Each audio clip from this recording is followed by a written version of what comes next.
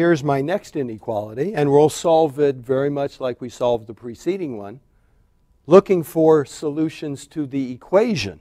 But note here, equal is okay as far as this problem is concerned. A fraction is equal to 0 when the numerator is 0. The denominator cannot be 0. So I'll solve for the values that make the numerator 0.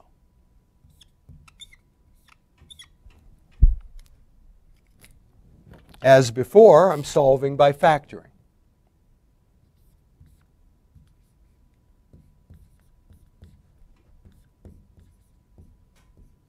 In factored form, this is x minus 1 times x minus 5 equals 0. And our solutions, by setting each factor equal to 0, will be x could be 1 or 5. And while we're looking at it, equal is part of this problem, so these values will be included. And I'm simply making a little note to myself of that fact. One number that will not be included under any circumstances is 3, because we cannot have a 0 denominator. So I'll save that. These values, as before, separate the numbers into intervals. There is everything less than 1. There's everything between 1 and 3. Everything between 3 and 5. And everything bigger than 5. And as before, I'm going to test each one by taking a representative. 0 works in here. Does it work in here? Well, when we substitute x equals 0, we're left with 5 in the numerator, minus 3 squared, or 9 in the denominator, and no, that is not less than or equal to 0. So this interval is not part of my solution. How about this guy? Take a number from in here. How about 2? Does it work? Substitute it in. 2 squared is 4 minus 6 times 2 plus 5. Negative 1 squared is 1.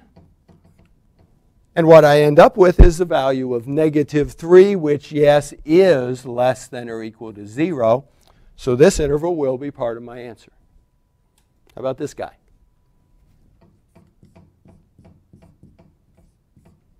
Substitute it in.